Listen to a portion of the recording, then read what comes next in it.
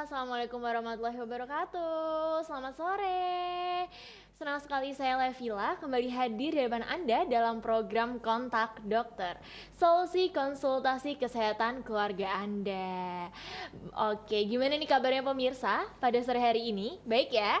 Alhamdulillah. Semoga pemirsa Kontak Dokter selalu diberikan kesehatan. Amin ya rabbal alamin.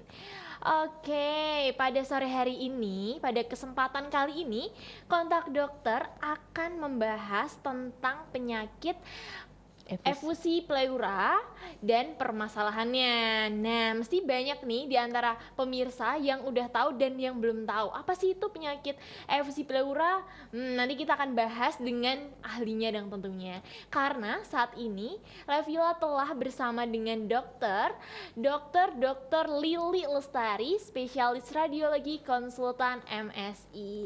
Halo dokter, selamat sore. Selamat sore, Assalamualaikum warahmatullahi wabarakatuh kepada Semarang TV yang pemirsa tercinta ya Mbak Levi. Alhamdulillah sore ini kita bisa membahas persoalan kesehatan yang sangat penting ini. Dokter hari ini juga sehat kan? Alhamdulillah, ya walaupun hujan ya Mbak ya di luar sana. Tadi hujan nih dokter, meluangkan waktunya untuk datang ke Semarang TV. Terima kasih ya dokter. Alhamdulillah. Oke, jadi sore hari ini penyakitnya itu efusi pleura. Kayaknya banyak nih masyarakat di luar sana yang belum mengetahui apa sih itu dok penyakit efusi pleura. Efusi pleura merupakan sebuah fenomena ya Mbak ya. Jadi itu merupakan kumpulan cairan di dalam kantong pleura. Jadi paru-paru kita itu kan dilapisi oleh lapisan pleura. Jadi pleura parietal dan pleura visceral. Itu di situ ada sebuah kantong ya antara pleura parietal dengan pleura visceral itu membentuk sebuah kavum. Nah itu sebetulnya kalau kita sehat tidak ada cairan ya, tetapi karena ada penyakit yang menyertai kemudian akan timbul sebuah cairan. Jadi kalau itu efusi pleura berarti sudah ada kumpulan cairan di dalam kantong pleura itu.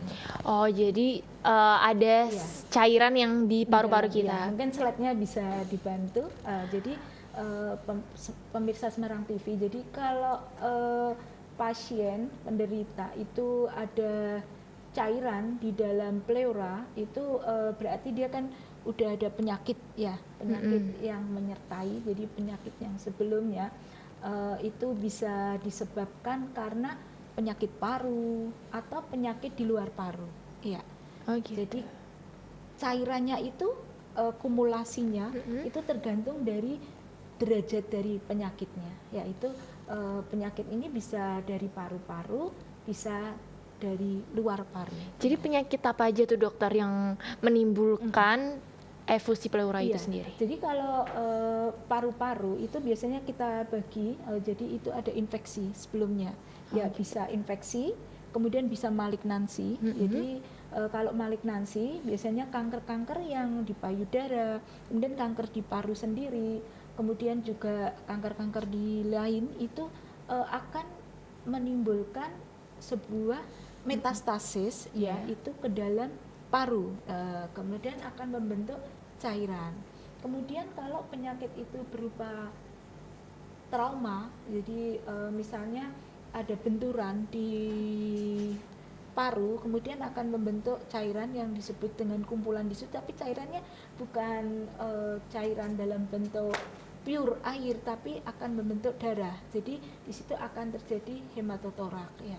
Kemudian kalau penyakit pada infeksinya sendiri bisa karena terbanyak adalah TBC. Ya, jadi penyakit TBC bisa menimbulkan efusi pleura karena ada sifatnya infeksi di dalam pleura. Jadi bisa itis, infeksi, bisa kemudian malignansi, bisa karena trauma ataupun penyakit demam berdarah ya. Penyakit demam berdarah itu bisa menimbulkan efusi pleura itu karena adanya peningkatan permeabilitas kapiler. Jadi kebocoran di situ plasma sehingga akan menimbulkan efusi pleura di dalam paru. Oke, baik. Kalau trauma tadi itu penyakit apa sih dok sebenarnya? Trauma itu misalnya ada kecelakaan lalu lintas, accident ya, kemudian dia kena di parunya, kemudian bisa menimbulkan cairan, karena adanya pecahkan di situ. Jadi benturan gitu juga Iya, mengakibatkan iya. Jadi cairan. penyebabnya supaya mudah, satu karena paru-parunya sendiri, paru-parunya berarti kan satu, misalnya infeksi, kemudian malignansi, ada metastasis, baik di parunya, kemudian kanker yang di luar paru, misalnya kanker payudara itu paling banyak menimbulkan efusi pleura, kemudian kanker di tempat lain ya itu bisa bermetastasis ke parunya sendiri dan bisa karena faktor trauma ya.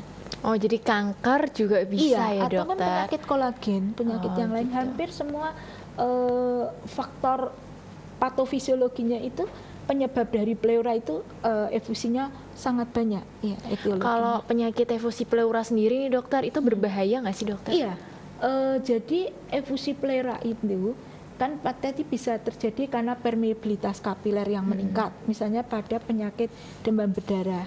Bisa karena itis, berarti ada radang di pleuranya yang menimbulkan. Kemudian kalau misalnya pada penyakit TBC, dia ada penyakit TBC ini yang menyebabkan radang di pleuranya, kemudian akan menimbulkan komplikasi daripada TBC-nya sendiri. Iya. Kemudian kalau pneumonia itu bisa menyebabkan efusi ya karena ada peradangan pada pleura. Iya. Oh gitu. Jadi kalau penyebabnya berbagai macam. Iya. Oke, jadi ada termasuk corona ya. Corona kan menyebabkan kan pneumonia, sehingga akhirnya akan berkomplikasi, akan menjadi efusi juga. Iya. Oh, jadi corona itu dampaknya iya. ke kematiannya efusi. kan karena pneumonia-nya ini. Kemudian akan terjadi efusi pleura dan macam-macam. Iya. Baik, jadi seperti itu pemirsa. Jadi ada berbagai penyakit yang tadi disebutin sama dokter yang akan menimbulkan yang berdampak kita terkena efusi pleura itu sendiri. Iya. Oke, emang apa ada ciri-cirinya atau gimana sih dokter? Pasien yang ada efusi pleura itu hampir sama ya, baik itu karena infeksi dari parunya ataupun dia misalnya ada malignansi atau penyakit yang lain yang menyertai, misalnya demam berdarah atau penyakit yang lain, biasanya pasien akan mengeluh sesak. Oh gitu. Ya sesak, karena kan di situ ada kumpulan cairan. Kemudian juga ada pasiennya bisa kan merasa nyeri ya. Nyeri di bagian apa itu dokter? Iya, di dadanya. Oh, di kemudian dadanya. ada sesak, nyeri, biasanya ya batuk. Iya, tapi batuknya ini kan bermacam-macam. Misalnya kalau karena pneumonia biasanya batuknya akan terus-terus gitu ya, terus kemudian demam ya. Tapi kalau karena demam berdarah ya sama, pasiennya biasanya sesak. Pada anak-anak itu ternyata dicek dilakukan USG ataupun dilakukan eksfototorak akan terjadi kumpulan cairan. Kalau itu kanker juga sama, Mbak Levi ya. Jadi itu akan menimbulkan nyeri, dadanya sakit kan, kemudian sesak, kemudian yang terutama batuk-batuk. Ya mungkin slide-nya bisa membantu pemirsa Semarang TV. Iya, slide-nya. Ya, lanjut. Next. Ya. Nah, ini gambarannya berapa banyak efusi pleura yang ada itu dari USG itu yang hitam ya Mbak ya, yang hitam di bawah. Itu menghitungnya gimana itu dokter? Itu ada gampang sebetulnya. Kalau di USG itu walaupun sekecil apapun dari cairan itu bisa didetek. Iya, ini makanya pada USG itu kan sangat dia lebih sensitif ya dibanding dengan eksfototorak, karena kalau yang pada eksfototorak itu kumpulannya cairan itu bisa didetek kalau foto proyeksi AP itu 300, tapi kalau foto RLD jadi right lateral decubitus itu lebih minimal daripada 300. Tapi kalau USG ini 50 sudah bisa dideteksi. Apalagi dengan CT scan itu berapapun bisa didetek. Iya. Tetapi pada kasus-kasus yang efusi pleura ini biasanya pasien kan sudah sesak sekali, jadi lebih bagus disarankan dengan USG. Lebih satu, dia lebih mudah dilakukan, praktis, kemudian pasiennya juga bisa dilakukan dimanapun. Ya mungkin slide next. Ya. Oke. Next. Ya ini juga efusi pleura. Next lagi. Ya. Iya, itu efusi pleuranya kelihatan sekali ya Mbak, lebih banyak. Oh iya, yang hitam itu ya dokter. Ya next, ya itu lebih banyak sekali ya. Kalau ini efusi pleranya kan tidak sehitam yang tadi sebelumnya. Ini berarti efusi pleranya sudah ada infeksi-infeksi sebelumnya. Iya, next. Iya, itu hitam berarti air ya, pure air ya. Next. Iya. Jadi itu efusi-efusi pleranya berbagai macam. Dengan USG kita bisa mengukur jumlahnya. Jadi berapa sih cairan yang ada di dalam kavum plera itu. Tetapi dengan eksfototorak, ya next lagi. Iya, itu lihat. Ini hampir dengan semua USG, ya? Iya, hampir semua. Iya, ini pasien-pasien. Jadi ini memang benar pasien yang ada baik itu di Salatiga maupun di Semarang ya, yang ada efusi pleranya. Ya, next. Itu kalau semua paru-paru ada cairannya, seseknya kayak gimana sesek itu dokter? sekali. Semakin dia banyak cairannya di dalam kavum pleranya, pasti tambah sesek. Iya. Apalagi kalau sudah hampir satu kavum plera sudah memenuhi satu paru, itu akan pasien sudah Itu sesak ada sekali. ya dokter? Iya, banyak. Iya. Jadi pada pasien-pasien TB, TBC itu biasanya efusi pleranya ada di dua tempat, di kanan dan di kiri. Atau bisa juga itu minimal hanya ada di satu Bagian. torak kanan Itu aja. gara-gara rokok juga nggak dokter? Bisa. Oh, bisa. Kalau perokok biasanya kan akan menimbulkan bronkitis ya. Kemudian bronkitisnya kan infeksi ya. Kemudian bisa juga akan menimbulkan efusi plera ini. Wah, baik. Jadi tadi udah ditunjukin ya hasil ronsennya. Itu USG. Oh, itu Nanti USG. mungkin slide-slide lain pada eksfototorak ya itu bisa. Oh, ini kumpulan cairannya akan banyak di USG itu bisa diukur. Tapi kalau dengan eksfototorak kita hanya bisa melihat proyeksi AP dan proyeksi RLD. Kalau proyeksi AP itu lebih sifatnya sensitivitasnya itu lebih berkurang dibanding dengan RLD. Oke, baik dokter. Nanti kita lanjutkan perbincangan kita. Tapi setelah jeda pariwara berikut ini, tetap di Kontak Dokter.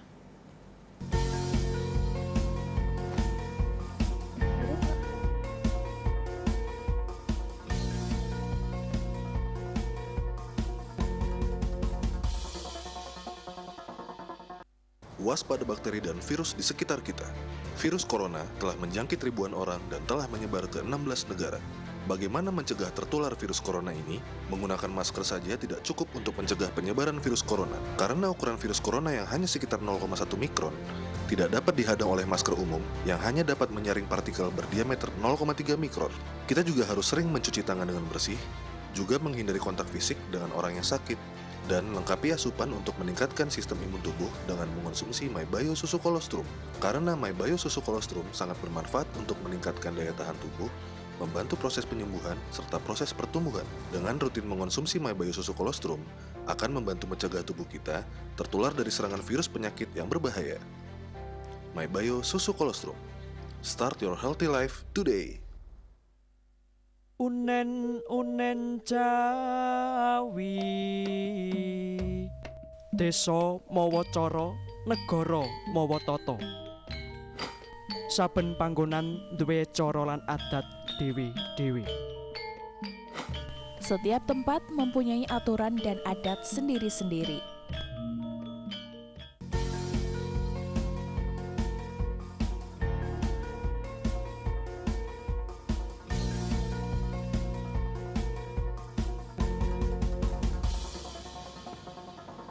Oke, kembali lagi di Kontak Dokter. Masih bersama dengan Dokter Lili Lestari.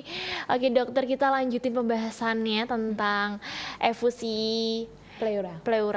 Oke, tadi kan dokter udah membahas nih ada penyakit-penyakitnya karena apa saja. Sebenarnya dari kalangan mana sih dok yang terserang, atau mungkin anak kecil saja atau mungkin dewasa saja atau gimana? Iya, ini pertanyaannya yang bagus sekali ya, Mbak Levi ya, Levita. Jadi efusi plera itu bisa mengenai pada anak-anak. Oke. Bisa mengenai pada remaja, dewasa atau dewasa tua. Jadi tergantung dari penyebabnya. Kalau itu demam berdarah, jadi adanya kebocoran plasma, jadi plasma liquid itu menyerang pada anak-anak. Karena kan demam berdarah banyak pada anak-anak, sehingga efusi pleranya itu bisa di sisi kanan atau di sisi kiri atau bilateral. Jadi sisi kanan dan kiri ada semua. Kalau itu efusinya pleura karena penyakit TBC, jadi juga bisa pada remaja, pada dewasa maupun pada dewasa tua ya. Jadi mungkin bisa dibantu slide-nya pada eksfototorak ya. Jadi pada efusi pleura ini tidak mengenal umur. Ya next. Ya ini ya next lagi. Oke, tidak Ya, mengenal ini tidak umur mengenal ya. umur. Jadi ini efusinya pleura kan jelas ya, itu yang hitam itu ya Mbak ya. Iya. Ya next lagi. Ya. Iya, next ini efusi Itu- pleura karena kanker ini. Iya. Iya, Oke. ini karena kanker. Iya. Jadi bisa misalnya kanker payudara itu efusinya bisa selain efusi pleura juga bisa asites. Jadi kumpulan cairan di abdomen ya. Ya, next. Iya. Next lagi. Iya. Itu apa dokter? Nah, ini juga efusi pleura, tapi ini masih minimal ya. Ya, Oh, next, minimal. iya, next, ya itu efusi pleuranya bersepta-septa. Jadi efusi pleuranya itu, jadi jenisnya itu ada efusi pleura yang non encapsulated dan ada yang encapsulated. Jadi waktu diambil, kalau efusi pleuranya itu tidak encapsulated, tidak berkapsul, kan mudah itu Mbak Levi, diambil langsung dilakukan fungsi, itu bisa dikeluarkan. Tetapi kalau dia bersepta-septa itu akan sulit. Ya, mungkin bisa dibantu next. Bersekta-sekta Iya, itu apa dokter? bersepta-septa artinya adanya fibrin-fibrin di situ. Jadi kapsulnya itu nebal, sehingga waktu diambil itu akan sulit. Ya, next lagi. Ya, next itu juga ya efusi pleuranya. Nah, ini pada pasien dengan penyakit jantung juga ya Mbak ya. Itu ada efusi pleura ya. Ini jantungnya kan membesar. Itu akan menimbulkan juga efusi pleura. Ya, next. Jantungnya membesar ya dokter? Iya, next. Iya. Ya, pada foto yang lain itu akan banyak ya. Ini pasien dengan TB, TBC ya, itu efusi pleuranya kan kelihatan ada di sisi kanan ya. Dia sudah mendesak, ya hampir satu lapangan paru itu sudah dipenuhi cairan semua. Ini pasiennya sesak sudah tidak bisa berbaring lagi. Iya, biasanya dia akan posisinya lebih nyaman dengan setengah duduk ya. Tetapi biasanya kalau sudah begini ini langsung dilakukan fungsi karena merupakan emergensi kan, hanya hidup dengan satu paru. Iya, karena satu parunya kan sudah itu yang memutih semua itu iya itu isinya cairan semua penuh iya. Oke. Ya, next lagi. Terus kalau diobatin gitu dokter? Iya, Diobatinnya diobati pakai kan apa? tentunya sesuai dengan penyebabnya. Kalau itu penyebabnya karena TBC, ya harus diobati TBC-nya. Kalau itu Oke. karena virus, jadi DHF, ya harusnya ngobatinya bukan Sendiri. efusinya, iya harus semua terkomprehensif, jadi Oke. harus lengkap, ya. Ya.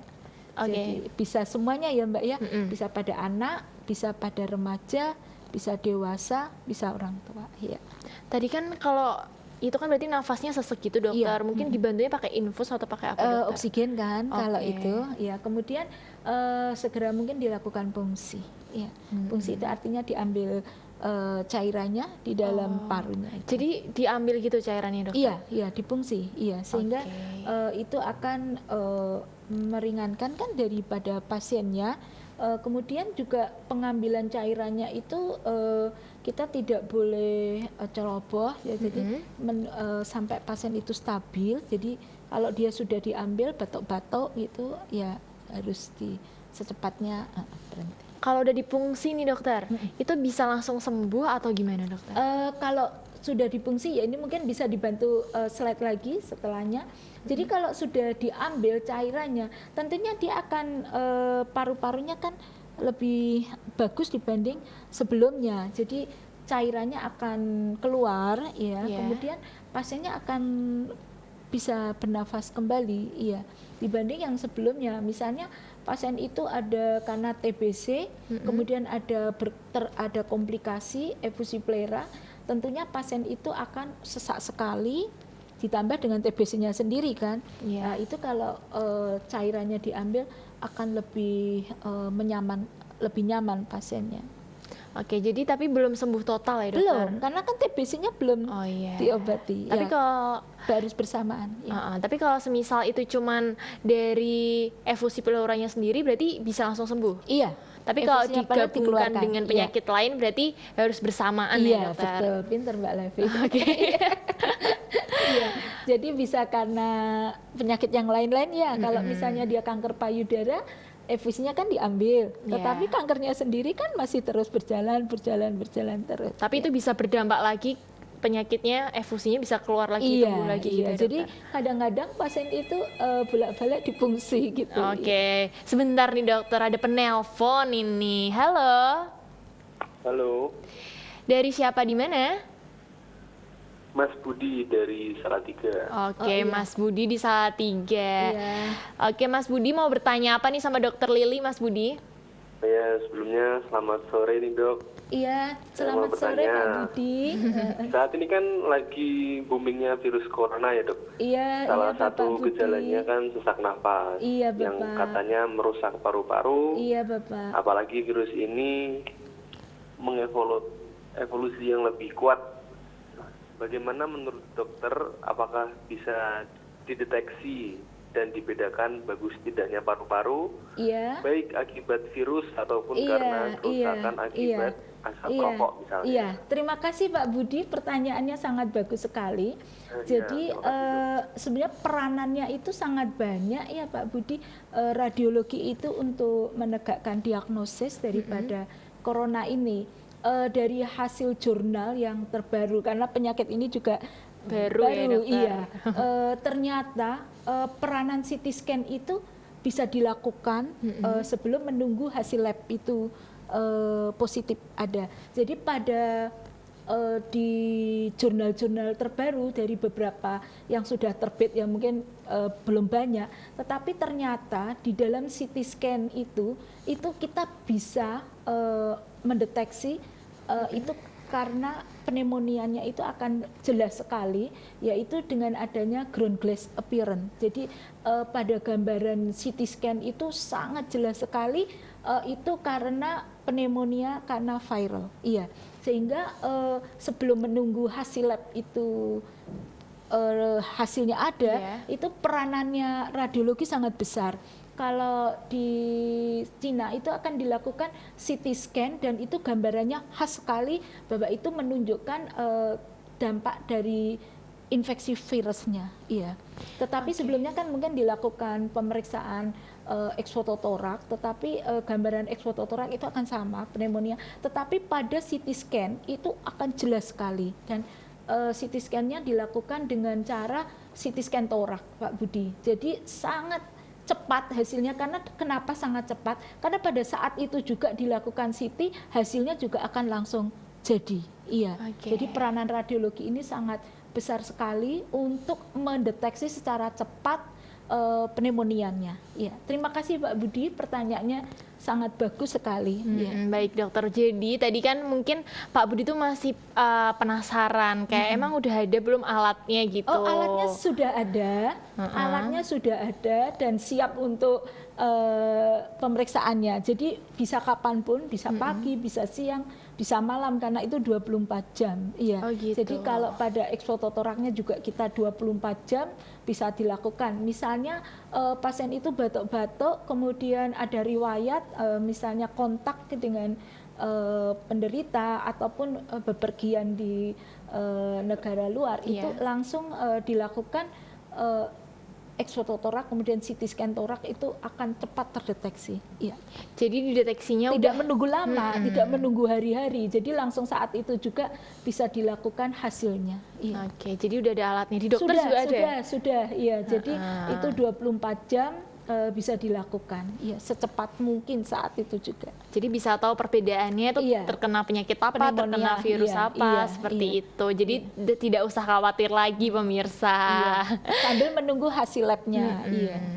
Dan ini memang perlu disosialisasikan bahwa peranan radiologi dalam mendeteksi pneumonia akibat corona ini akan sangat cepat, sangat akurat dan hasilnya lebih cepat. Ya. Oke, baik. Jadi seperti itu tadi Pak Budi dari Salatiga, semoga menjawab ya Pak Budi ya. Oke, baik. Tadi kita akan jurnalnya masih belum banyak ya gitu. Yang terbit di jurnal-jurnal internasional, tapi sudah ada, dan hasil jurnal yang terupdate terbaru memang dari beberapa pasien yang dilakukan CT scan ternyata hasilnya sangat khas sekali, bahwa itu akan ada ground glass appearance, jadi gambarannya itu di paru-parunya, dan itu akan bisa menunjang di dalam mendeteksi ini memang ada pneumonia akibat dari viral ya. Oke, tadi pneumonia dari corona sendiri sama dari penyakit yang tadi itu gimana dokter? Sama atau beda dokter? Kalau itu gambarannya pneumonia itu gambarannya akan sama, ya. Tetapi ini kita dari CT scan itu kita bisa, ini karena gambarannya khas pada viral itu khas. Jadi ada ground glass appearance, jadi seperti berkabut itu di kedua lapangan paru atau di parunya. Itu akan ini pasien pneumonia. Kalau dia ada memang ada batuk, ada sesak nafas, kemudian ada kontak dengan pasien sebelumnya, nah itu bisa. Oke dokter, nanti kita lanjut lagi. Ini halo, kita sapa dulu. Halo. Selamat sore dok. Selamat sore. Dengan siapa di mana? Saya Ola dari Semarang. Oke, Ola. Mau tanya apa Ola, silahkan. Ini saya mau tanya, saya salah satu perokok electric vape. Untuk mengetahui masih bagus tidaknya paru-paru saya dengan fototorak atau CT scan itu biayanya sampai berapa ya dok, dan gimana? Mbak Ola. Terima kasih Mbak Ola. Iya, jadi Mbak Ola tadi yang kita terangkan kan untuk melihat memang betul pertanyaannya. Jadi misalnya Mbak Ola tadi sedang putus ya. Harusnya tadi saya akan menanyakan berapa lama Mbak Ola ini merokok, riwayat merokoknya, kemudian berapa batang, kemudian cara merokoknya bagaimana. Itu penting untuk seorang dokter untuk melihat kandungan zat racun di dalam rokoknya. Tapi enggak apa-apa karena ini udah putus tadi ya.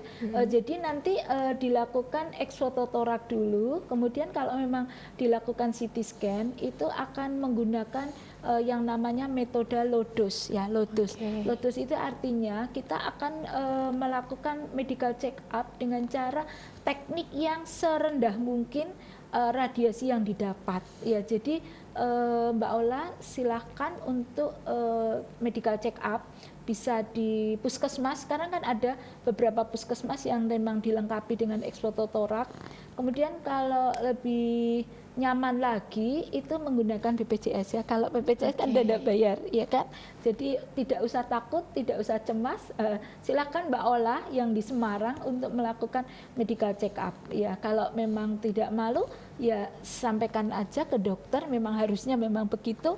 Riwayat merokoknya udah berapa lama, kemudian merokoknya sehari berapa batang, cara teknik merokoknya, kemudian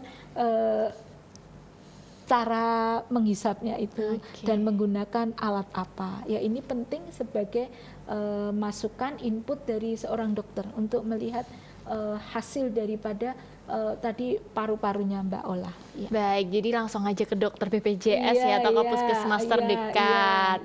Ataupun dengan menggunakan USG torak. Kalau USG torak itu kita akan secepatnya, karena peranannya kan kalau USG torak ini kita tidak menggunakan aman dari radiasi.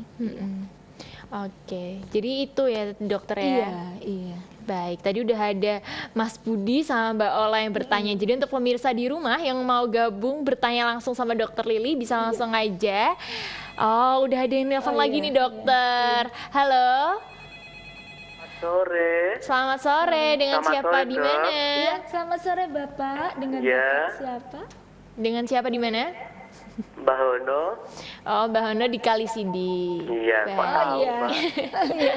Halo, Ya, Semen Dok, Semarang. begini. Iya, Bapak. Yang setelah paparkan dokter tadi begitu luasnya, Oke. iya. itu tanda-tanda penyakit tersebut bagaimana kalau mendeteksi, Dok? Terus cara penularannya lewat apa gitu loh? Inje. Kalau menyambung Mbak Ola tadi, cara merokok yang baik bagaimana, Dok? Merokok yang baik ya. Ya, dokter kan Oke.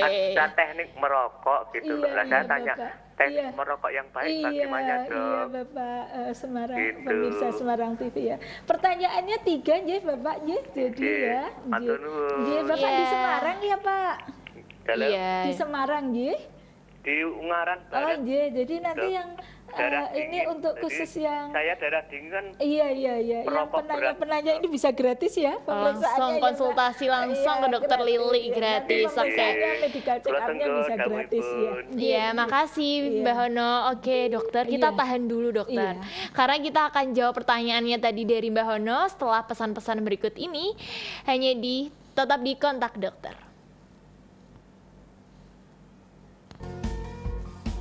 Oke, tadi tanda-tanda.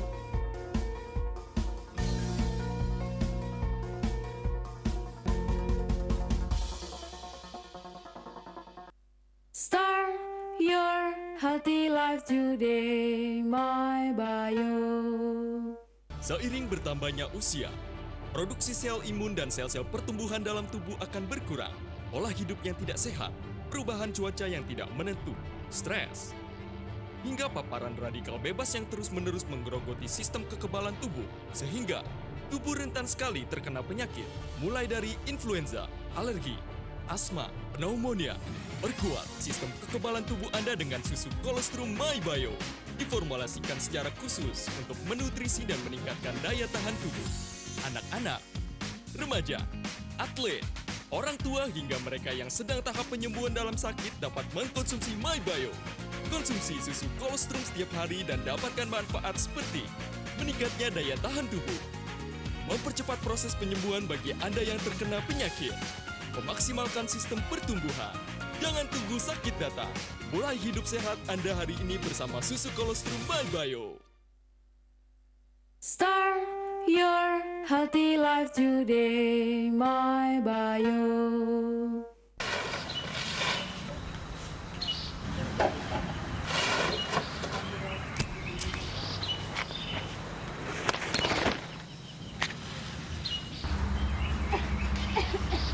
Bu, Ibu, kapan bakar sampah? Ini, Duk. Biaya, Bu, niki loh.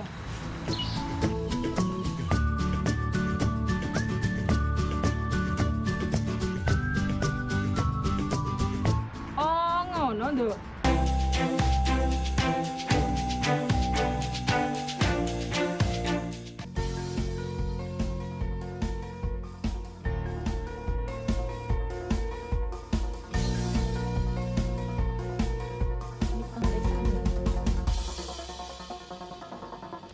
Oke, kembali lagi di kontak dokter. Kita akan melanjutkan tadi pertanyaan yang ditanya oleh Mbak Hono yang akan dijawab oleh dokter Lili. Tadi tanyaannya itu tanda-tandanya apa aja, terus cara penularannya bagaimana, dan bagaimana sih cara merokok yang baik, apakah ada atau sehat, enggak kan, iya. yang sehat gitu. Oke, langsung aja nih dokter, silahkan. Jadi penularannya dulu ya Mbak ya. Ini penting buat selain Mbak Hono khususnya spesial ya Mbak ya, tentunya juga pemirsa Semarang TV. Jadi teknik penularannya itu tergantung dari apa penyebab efusi pleranya itu. Kalau penyebabnya karena TBC, berarti teknik penularannya yaitu pada waktu batuk itu kan disemprotkan ya itu. Oke dokter, kita tahan lagi dokter, ada penelpon lagi nih. Halo. Halo, Selamat sore, dengan siapa di mana? ini Ola, Mbak. Oh iya. Oh, iya, Mbak Mbak. Ola, gimana Mbak Ola? Maaf dok, saya Iya. mau evaluasi. Oh, iya. Saya Oke, mungkin terputus nanti tersambung lagi. Jadi teknik penularannya waktu misalnya temennya Mbak Hono, saudara atau kerabat, misalnya pas batuk ya harus ditutup, nggak boleh pada waktu batuk itu etika batuk kan ada, jadi kita harus nutup pakai siku kita, lengan gitu, atau kita pakai masker kan. Tetapi kalau itu penyebabnya karena demam berdarah, jadi yang menyebabkan efusi plera, tentunya kan penyebabnya karena nyamuknya itu ya, jadi ya kita harus benar-benar menjaga lingkungan yang bersih.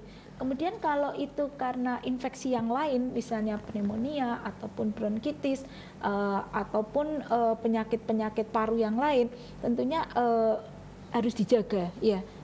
Penularannya ini misalnya batuk ya harus dijaga etika batuk ya. Kemudian kalau itu penyebabnya kanker, Mbak Una nggak usah takut karena kanker ini kan tidak menular, ya kan? Jadi itu justru kita melindungi penderita-penderita kanker, misalnya itu saudara kita sendiri, teman kita, kerabat kita, ataupun mungkin lingkungan yang terdekat kita, ya. Kemudian kalau itu misalnya pneumonia karena virus, ya, itu tentunya kita harus benar-benar menjaga penularannya lewat tadi droplet itu ya. Kemudian teknik pemeriksaannya ya. Bagaimana tadi pertanyaannya adalah mendeteksi daripada efusi pleranya.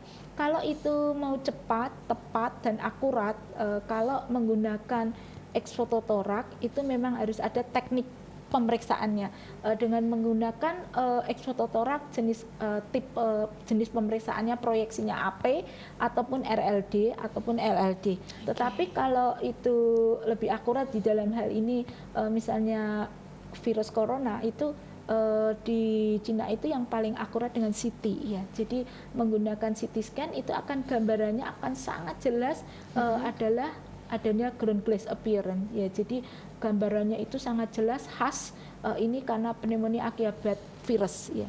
Kemudian kalau itu secara cepat, akurat tetapi tidak menggunakan radiasi adalah dengan menggunakan ultrasonografi. Nah ini ultrasonografi ini efusi pleranya adalah akan lebih sensitif dibandingkan eksfototorak. Tetapi kalau dibandingkan dengan CT scan lebih bagus lagi CT, iya.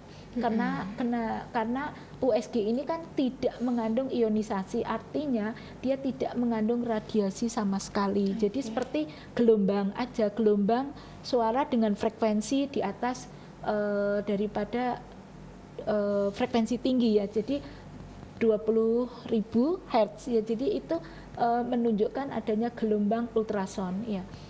Kemudian teknik-teknik pemeriksaannya itu kalau hampir-hampir instalasi radiologi ini 24 jam ya. Jadi bisa menggunakan eksfototorak dengan APRLD, kemudian USG ataupun dengan CT scan torak. Tetapi kalau pada corona ini kan kita harus cepat ya, mendeteksinya harus cepat. Kalau itu pneumonia harus dilakukan dengan secepat, akurat dan hasilnya harus lebih cepat, lebih bagus karena kan mendeteksinya harus cepat ya. Kemudian tadi pertanyaannya sangat bagus ya. Gimana, dokter? Bagaimana merokok yang sehat? Namanya merokok. Ada nggak itu, dokter? Iya. Ini saya harus tegas menjelaskan bahwa merokok itu kan membahayakan pada kesehatan. Kalau kita melihat, jadi memeriksa daripada satu hisapan rokok itu akan menghasilkan racun ratusan ya. Itu rokok yang diracun di dalam tubuh kita itu kalau itu satu hisapan. Padahal kalau perokok ini kan berapa kali dia merokok ya, kemudian berapa batang, kemudian berapa harinya, berapa tahun, bulan, itu kemudian terjadi akumulasi di situ ya. Jadi tidak ada teknik merokok yang sehat itu tidak ada. Jadi kalau merokok ya mau berhenti. Iya. Jadi termasuk Mbak Ola tadi ya. Mbak Ola tadi saran saya secepat mungkin untuk melakukan medical check up dengan cara menggunakan kalau CT scan dengan low dose. Ya, kalau di luar negeri sudah terbiasa teknik pemeriksaan CT scan dengan menggunakan low dose. Artinya pasien itu akan terlindungi daripada radiasinya. Oke, baik. Oke, tadi jadi tidak ada merokok yang sehat. Iya. Jadi nggak ada teknik merokok yang sehat, tidak Kalau ada ya kan? berhenti merokok, iya. Karena sifatnya kan adiktif. Adiktif Iya. tahu ya Mbak Ani ya. Jadi misalnya hari ini merokok 1 batang, besoknya atau sebulan lagi tentunya tidak 1 batang melebihi lagi. ketagihan gitu Iya, pemirsa. adiktif, betul. Mbak pintar banget loh. Aduh, nggak pinteran dokter kan? Nanti kalau aku yang tapi pinter, nggak apa-apa, aku yang kan? sebelah sini Iya. dokter. Iya. Jadi kalau mau berhenti, berhenti merokok. Iya. Berhenti Mbak Hono, apa tadi Mbak Ola ya kan? Oke dokter, tadi Mbak Hono satu pertanyaan lagi dokter, tanda-tandanya itu seperti iya. apa gitu? Terima kasih, pertanyaannya diingatkan sekali lagi ya. Iya. Jadi tanda-tanda daripada efusi plera ini adalah 1, pasien sesak. Tentunya sebelum sesak kan ada batuk ya. Iya. Batuknya khas. Kalau pada TBC itu kan batuknya dia akan terus menerus ya, lebih dari 1 minggu. Kemudian kalau infeksi misalnya bronkiektasis, infeksi pada paru-paru ini, itu ada sifat batuknya berbeda. Dia akan menghasilkan lendir yang tidak hanya berwarna kuning, putih gitu ya, tetapi warnanya itu biasanya kehijauan. Kemudian kalau batuk itu karena kanker paru-paru, batuknya akan terus menerus. Selain itu juga berat badannya yang pengidap kanker itu biasanya makin menurun, Mbak. Oh, jadi gitu. Berat badannya itu menurun. Sama juga dengan penyakit TBC, biasanya akan ada penurunan berat badan, ya. Kemudian kalau itu pada pasien yang kanker, selain penurunan berat badan, kemudian ada batuknya yang terus menerus, kemudian pasiennya akan mengalami metastasis di tempat lain kan, selain di paru-parunya, mungkin bisa kejang-kejang kalau itu sudah metastasis di otak, ataupun kalau ada metastasis di tulang belakang, pasien akan terjadi kelumpuhan ya. Jadi tiba-tiba tidak bisa berjalan ya. Kalau itu karena pneumonia, pasien pasti ada demam ya. Kalau ada infeksi di situ pasti ada demam. Baik itu kalau demamnya pada TBC kan biasanya demamnya tidak sedemam pada pneumonia ya. Jadi pasien pada pneumonia itu biasanya demamnya tinggi sekali ya. Kemudian pada penyakit demam berdarah ya, biasanya selain demam kemudian ada sesak juga kalau sudah ada efusi plera ya.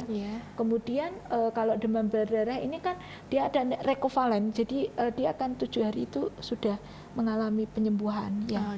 Tapi kalau pada kanker kan tidak, dia akan terus menerus, makin tidak diobati stadiumnya akan lanjut. Iya, baik. Oke dokter, nanti kita akan bahas lagi ya kan, tapi setelah jeda pariwara berikut ini tetap di Kontak Dokter.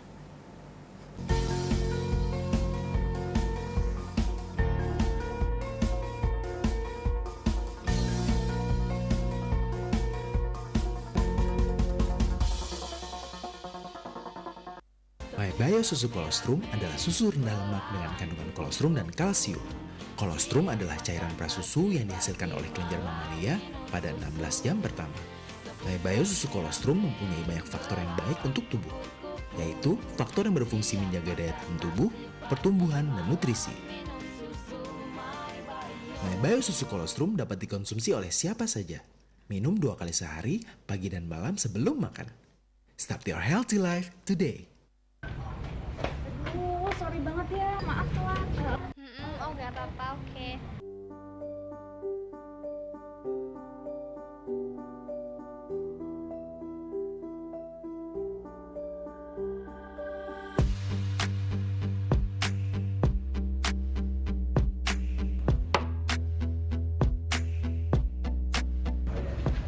Buset dah kalian, HP mulu.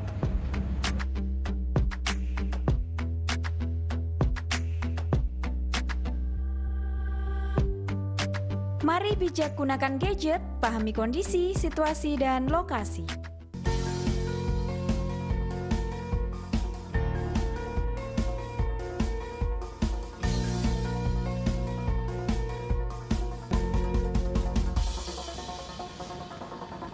Oke, kembali lagi di Kontak, solusi konsultasi kesehatan keluarga Anda. Oke, tadi udah ada beberapa yang bertanya, jadi mungkin kalau ada yang mau bertanya lagi boleh silahkan ya kan. Tapi nih dokter, Level mau tanya dulu nih. Tadi kan judulnya efusi pleura dan permasalahannya. Sebenarnya permasalahannya itu apa sih dokter? Masalahnya itu sangat banyak dan sangat rumit kalau sudah ada efusi pleura ini. Berarti kan artinya dia udah komplikasi, ya kan? Jadi permasalahannya sangat rumit, tetapi dokter siap membantu kan. Oh gitu. Jadi siap ya, siap siaga ya 24 jam demi pasien kan. Jadi permasalahannya kalau itu karena kanker berarti kan ini sudah ada metastasis. Ya, kalau sudah ada efusi pleura berarti sudah bermetastasis ke parunya. Jadi sudah stadium 4 ya, baik itu kanker paru-paru, kanker hati, kemudian kanker kelenjar limfa ataupun kanker-kanker lain. Kalau sudah ada efusi pleura berarti sudah ada metastasis ke paru. Tapi kalau ini yang lagi banyak kasusnya, misalnya ini lagi musim penghujan, kemudian kemarau penghujan itu biasanya kan demam berdarah. Nah itu kalau sudah ada efusi pleura berarti sudah ada kebocoran plasma leakage ya. Jadi sudah ada kebocoran di situ, berarti sudah ada komplikasi ya. Kalau itu karena pneumonia itu sudah ada efusi pleura berarti sudah ada komplikasi ya di paru. Juga pada pasien-pasien yang corona ini akan ada pneumonia, kemudian ada efusi, berarti sudah ada komplikasi ya. Kemudian pada penyakit yang lain, misalnya penyakit kolagen, TBC, itu sudah ada efusi pleura, berarti sudah ada komplikasi. Jadi permasalahannya adalah kalau sudah ada efusi pleura, berarti merupakan sudah ada komplikasi. Iya, jadi harus secepatnya diatasi. Iya, makanya seperti tadi contoh Mbak Ella yang Mbak Ola tadi merokok aktif ya, merokok aktif. Tapi itu kayaknya elektrik dokter. Oh gitu, elektrik ya. Kalau elektrik nanti makanya kita harus ada medical check up ya, apakah dengan elektrik ini sudah mengganggu di dalam sistem pernafasan daripada Mbak Ola. Iya, jadi tentunya harus dilakukan medical check up. Tapi nanti mungkin bisa gratis ya kalau sudah gratis. Sudah bertanya di Semarang TV ini ya. Tadi yang bertanya 4 ya, 4.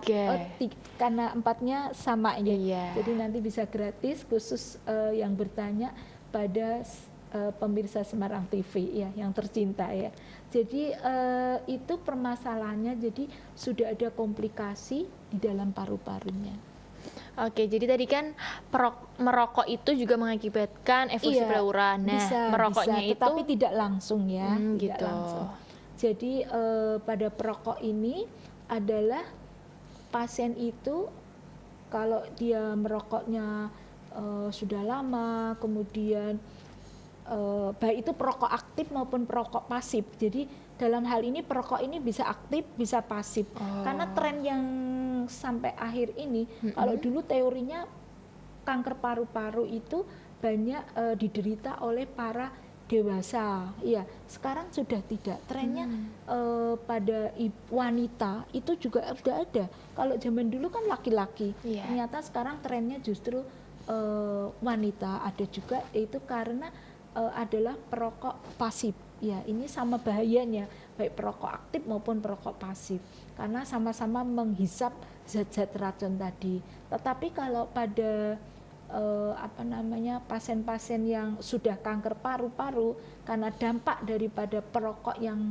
lama ini, itu tentunya efusi pleuranya harus secepatnya diatasi karena sudah ada stadium lanjut dan sudah bermetastasis pada parunya.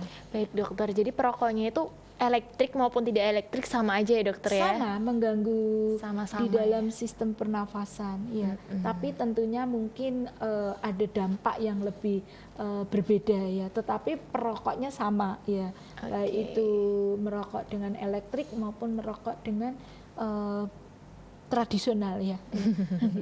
Jadi sama-sama menghisap zat racun. Mungkin Mbak sebagai mahasiswa, sebagai kita di lingkungan publis itu kan harusnya yang merokok ini ada etikanya, ya.